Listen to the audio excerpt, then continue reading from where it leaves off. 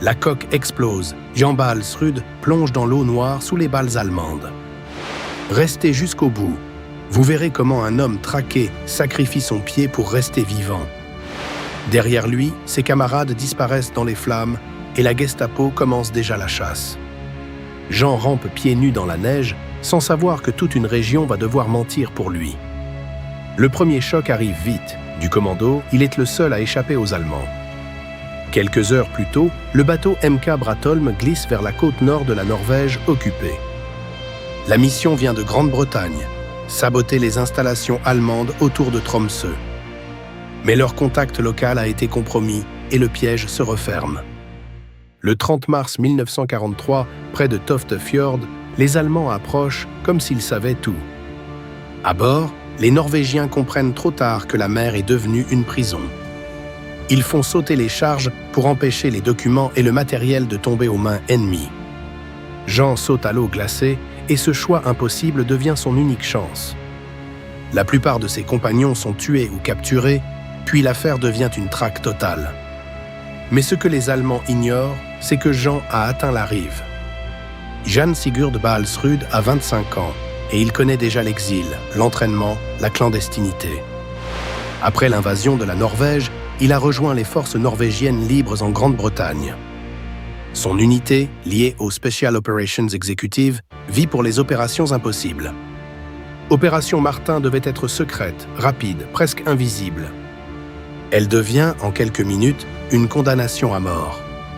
Jeanne marche maintenant dans la neige, blessé, trempé, avec un seul objectif, disparaître. Il frappe à une maison et le premier mensonge d'une longue chaîne commence. Les habitants comprennent qu'aider cet homme peut coûter la prison, la torture ou pire. Pourtant, personne ne le livre. Mais la Gestapo de Tromsø reçoit déjà les premiers rapports.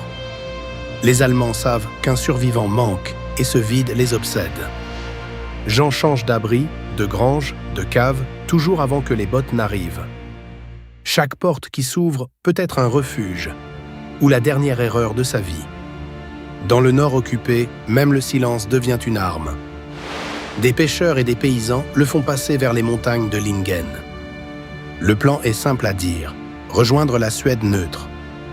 Mais entre Jean et la frontière, il y a des montagnes, des tempêtes et des patrouilles. Puis la météo se retourne et la nature devient plus cruelle que la Gestapo. Jean est emporté par une avalanche et perd encore des forces. Quand il reprend conscience, ses pieds ne répondent presque plus.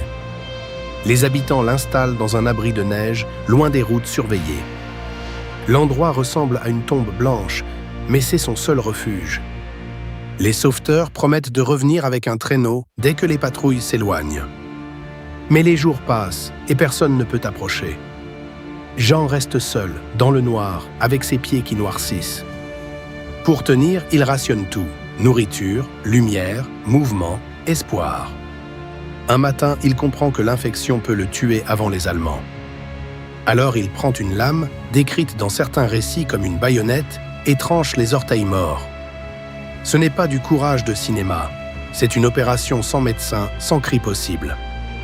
Et dehors, les hommes qui doivent le sauver cherchent une route que les Allemands ne voient pas. Chaque tentative peut dénoncer tout le réseau de Mandalen et des villages voisins. La survie de John dépend maintenant de gens dont l'histoire retiendra rarement les visages. Quand le temps s'ouvre enfin, il le charge comme un corps fragile sur un traîneau. Le moindre bruit peut faire surgir une patrouille. Plus loin, des éleveurs samis sont sollicités pour franchir les zones les plus dangereuses. Le réseau change encore de main, car une seule route répétée serait une condamnation. Jean, fiévreux, ne sait parfois plus s'il avance ou s'il rêve. Autour de lui, les guides lisent la neige comme une carte secrète. La frontière suédoise approche, mais c'est souvent là que les fugitifs tombent. Le 1er juin 1943, après des semaines d'agonie, Jean atteint enfin la Suède. Il est vivant, mais son corps porte le prix exact de cette fuite. Des médecins le soignent en Suède, puis il rejoint la Grande-Bretagne quand il le peut.